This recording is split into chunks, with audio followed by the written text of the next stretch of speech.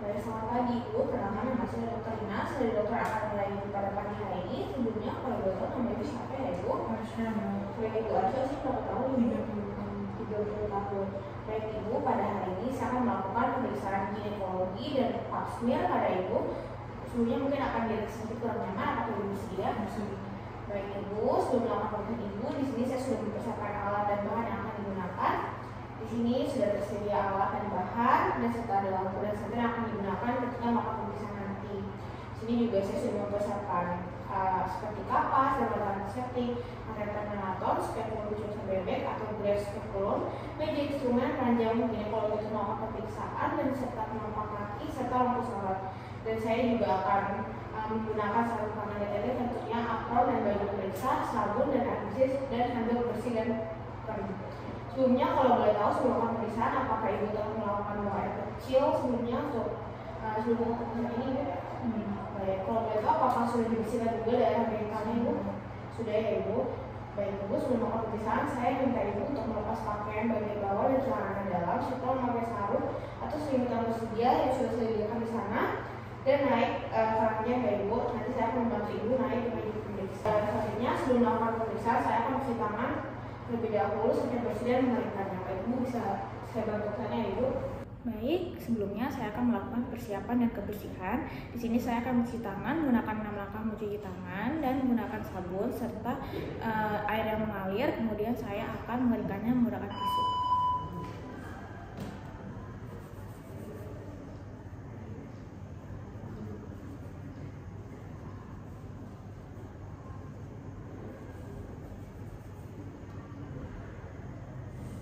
Setelah mencuci tangan 6 langkah, kemudian mengeringkannya, selanjutnya saya akan menggunakan handscoon untuk melakukan pemeriksaan pada pasien.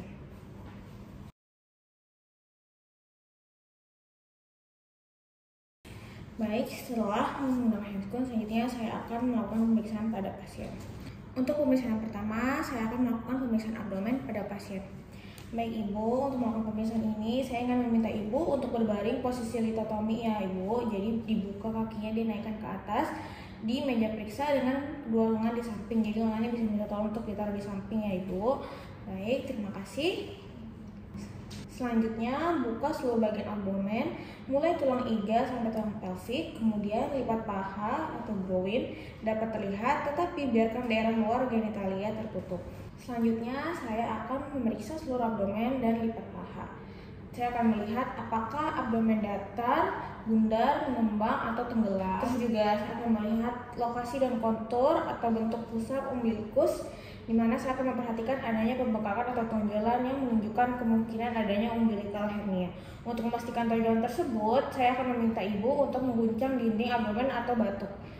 Kemudian saya akan melihat apakah terdapat tonjolan atau massa yang terlihat pada abdomen yang mungkin mengindikasikan kehamilan, tumor organ yang besar atau adanya cairan atau bros. Baik Ibu, untuk melakukan pemeriksaan bisa minta tolong untuk diguncangkan sedikit perutnya Ibu. Oke baik, atau bisa ditolong untuk batuk. Oke baik, terima kasih Ibu. Baik, untuk pasien sendiri, untuk bentuk abdomennya dalam keadaan normal, tidak ada tanda-tanda mengembung atau tenggelam. Kemudian untuk lokasi dan kontur atau bentuk pusarnya, umbilikusnya juga dalam keadaan normal, tidak ditemukan tanda-tanda pembengkakan atau tonjolan yang menunjukkan kemungkinan adanya umbilical hernia. Kemudian juga setelah di pemeriksaan tidak ada terdapat tonjolan atau massa yang terlihat pada abdomen yang mungkin mengindikasikan kehamilan, tumor organ yang membesar atau adanya cairan atau gas. Maka dari itu saya akan melanjutkan ke pemeriksaan yang selanjutnya, di mana saya akan melakukan pemeriksaan kulit untuk melihat warna yang tak normal seperti warna kuning yang mungkin merupakan tanda sakit kuning, warna kebiruan atau cyanosis atau daerah kemerahan yaitu inflamasi, di mana hal tersebut mungkin tidak mudah terlihat pada Ibu dengan kulit berwarna gelap.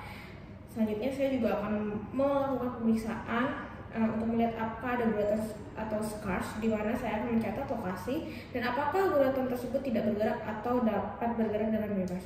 Kemudian saya akan melihat tanda peregangan atau striae dan ruang kulit dan lesi atau lesion pada pasien. Baik, Ibu saya periksa dulu untuk kulitnya ya Ibu. Oke baik, saya akan melihat kulitnya Ibu. Oke baik. Setelah dilakukan pemeriksaan, untuk pemeriksaan kulit pada pasien tidak ada tanda-tanda seperti warna kuning atau warna kebiruan atau cyanosis atau tanda-tanda inflamasi pada pasien. Juga tidak ditemukan adanya gurat atau scars, tanda penurunan atau striae dan ruam kulit maupun lesi pada pasien. Baik, selanjutnya saya akan melakukan palpasi pada pasien dengan menggunakan tekanan lengan untuk merasakan seluruh area abdomen sambil melihat ekspresi dari pasien. Baik Ibu, permisi, saya akan melakukan palpasi ya Ibu.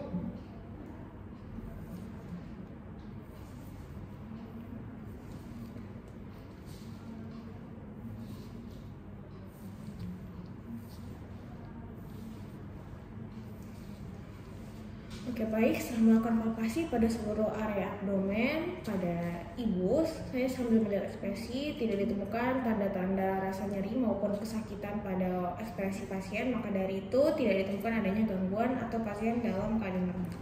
Baik, selanjutnya saya akan melakukan pemeriksaan menggunakan spekulum. Di sini saya sudah menggunakan sarung tangan steril, kemudian saya juga menyiapkan alat dan bahan yang akan digunakan untuk melakukan pemeriksaan ini. Kemudian di sini saya akan duduk di kursi yang telah disediakan dengan menghadap ke aspektus genitalis dari ibu atau pasien.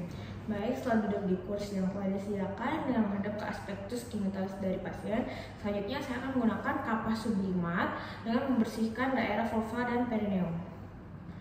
Mulai dari sini sampai ke anal pasien, kemudian dibuang dan diganti dengan kapas sublimat yang lain, lalu bersihkan di sisi sebelah sini. Kemudian setelah digunakan, dibuang, dan yang terakhir saya akan membersihkan di bagian tengah dari labum pasien sampai ke bawah. Kemudian setelah dibersihkan, kapas sublimatnya dibuang, dan kemudian saya akan mengamati dan melaporkan kelainan pada daerah vulva dan perineum.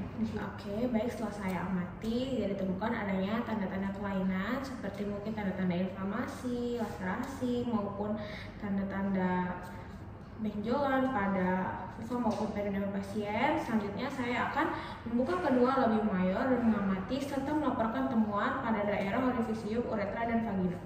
Baik, di sini saya akan secara perlahan memisahkan kedua labium mayor untuk melihat apakah adanya kelainan seperti mungkin inflamasi, juga ada tanda-tanda benjolan maupun detakan-detakan.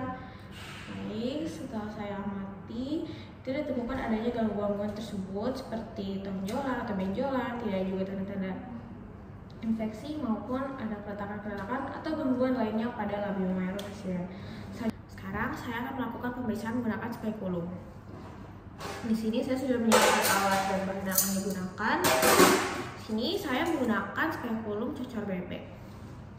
Jadi saya mengambil spekulum dengan tangan kanan dan memasukkan telunjuk tangan kiri ke dalam introitus vagina untuk menampakkan vagina agar terlihat lebih jelas nantinya. Kemudian di sini saya memilih spekulum bivalve terkecil yang memungkinkan saya sebagai pemeriksa dapat melihat vagina dan serviks secukupnya.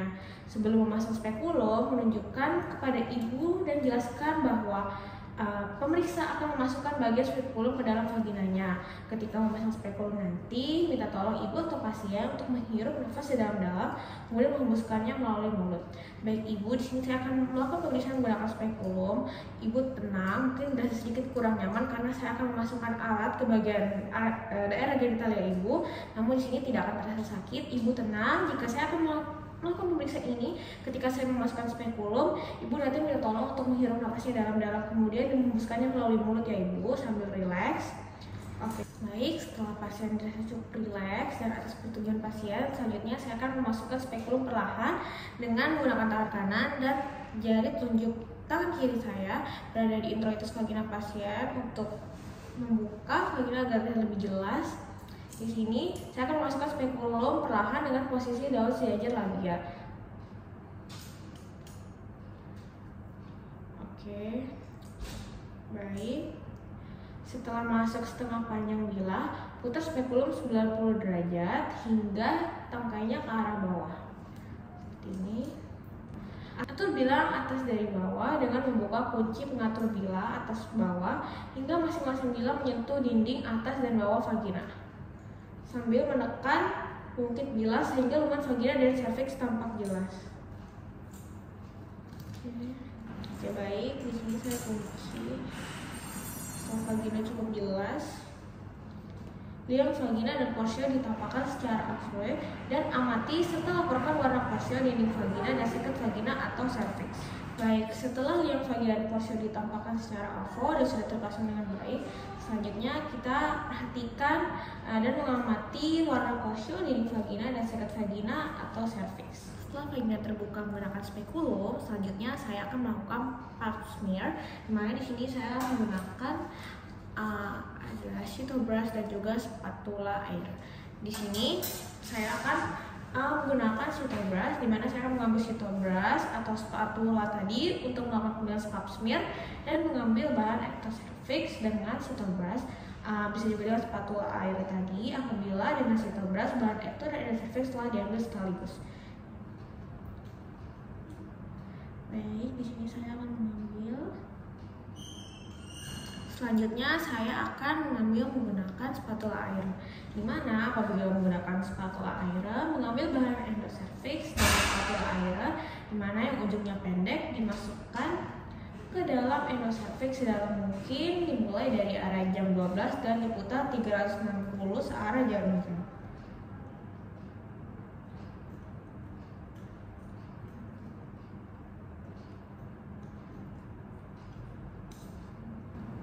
Baik, setelah melakukan pap smear, selanjutnya saya akan membuat hapusan dengan mengoleskan spatula atau Cytobrush tadi pada kaca objek bersih dengan membentuk sudut 45 satu kali usapan dan diberi label identitas pasien. Baik, di sini sudah ada hapusannya. Kemudian selanjutnya saya akan memfiksasi sediaan dalam 10 hingga 15 detik dengan alkohol 95% dan setelah itu melepaskan spekulum dan letakkan dalam wadah yang berisi cairan klorin 10%. Sini sediaannya sudah saya fiksasi dan kemudian saya akan melepaskan spekulum ini dan letakkan dalam wadah yang berisi cairan klorin 10%. Permisi ya Ibu.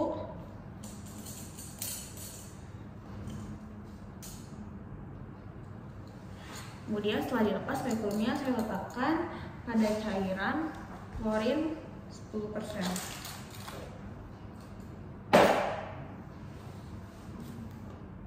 Baik, untuk pemeriksaan yang selanjutnya saya akan melakukan pemeriksaan bimanual pada pasien. Di sini saya akan mengganti dengan handscone baru. Sebelum menggunakan handscone baru, saya akan mencuci tangan terlebih dahulu.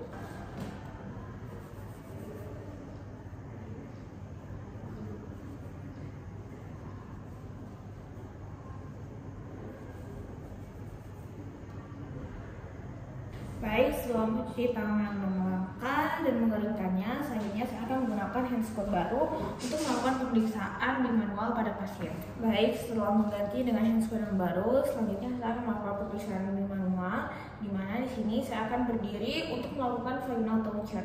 Buka labium majus kiri dan kanan dengan ibu jari dan telunjuk tangan kiri seperti ini. Dibuka labiumnya.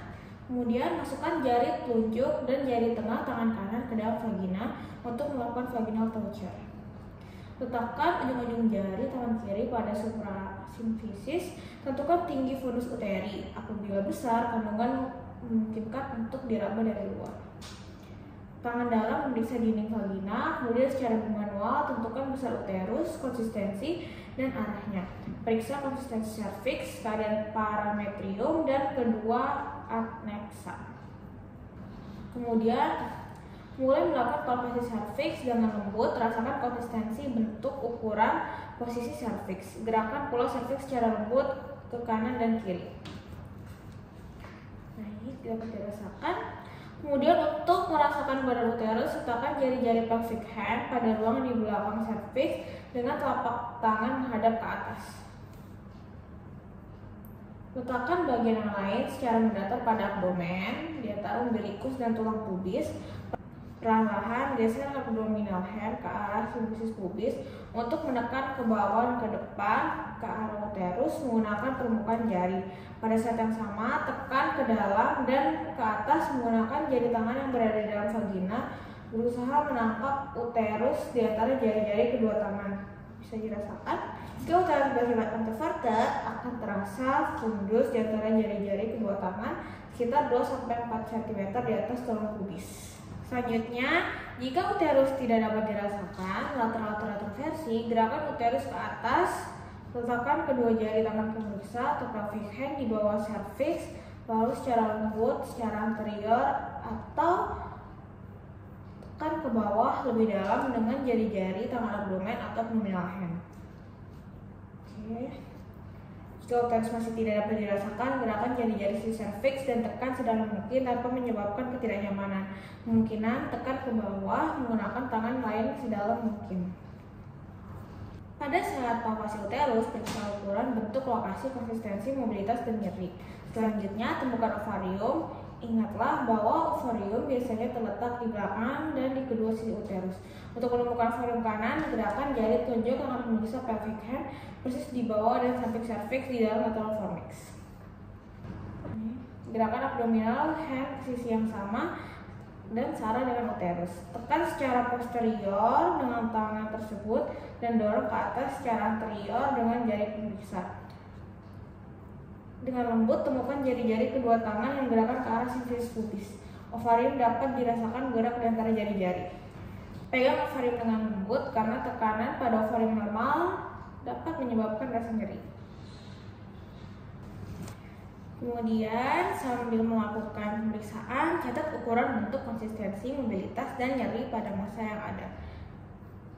Sebelum mengeluarkan jari tangan pemeriksa dengan lembut, tekan secara posterior untuk memeriksa apakah ada nyeri atau massa pada pulsa, ruang di belakang uterus dan depan rektum. Apakah ada rasa nyeri, Ibu? Baik, tidak ada nyeri ya Ibu. Selanjutnya saya akan melepas jari tangan dari vagina Ibu ya, permisi. Selanjutnya saya akan melakukan pemeriksaan rektovagina. Baik, pada pemeriksaan ini saya akan perlahan-lahan masukkan jari tengah tangan pemeriksa ke dalam rektum dan jari telunjuk ke dalam vagina. Saat melakukan pemeriksaan ini, minta pasien untuk bernafas melalui mulut, di mana hal tersebut dapat membantu melemaskan otot-otot rektum atau anal sphincter dan membuat saya dapat lebih mudah merasakan di mana harus memasukkan jari. Kemudian sebelum memasukkan jari bisa dilubrikasi kedua jari dengan air yang dapat membantu dan mempermudah dalam memasukkan jari tangan. Di sini saya sudah melubrikasi kedua jari saya dengan air. Kemudian saya akan perlahan-lahan memasukkan jari tengah ke dalam rektum dan jari telunjuk ke dalam vagina. Permisi ya Ibu, saya masukkan jari saya. Baik, setelah dimasukkan, tekan ke bawah dengan kuat dan dalam dengan tangan lainnya atau abdominal hand berada di atas tulang pubis, sementara jari yang berada di dalam vagina menekan cervix secara anterior. Gunakan jari yang berada dalam rektum untuk merasakan pembukaan posterior uterus dalam menentukan apakah mengarah ke rektum. Uterus harus terasa halus. Kemudian geser jari dalam rektum ke atas sampai fundus dapat terasa. Periksa apakah ada nyeri atau massa di antara permukaan posterior dan uterus serta rektum. Hal ini menunjukkan adanya endometriosis. Apakah ada serangan nyeri, Ibu? Tidak ada nyeri ya, Ibu. Baik, setelah melakukan pemeriksaan rektovagina, keluarkan kedua jari secara perlahan. Permisi ya, Ibu. Oke, baik. Setelah menyelesaikan pemeriksaan, masukkan kedua tangan yang masih memakai sarung tangan ke dalam lautan klorin 0,5%. Kemudian lepas sarung tangan dengan membalik sisi dalam keluar.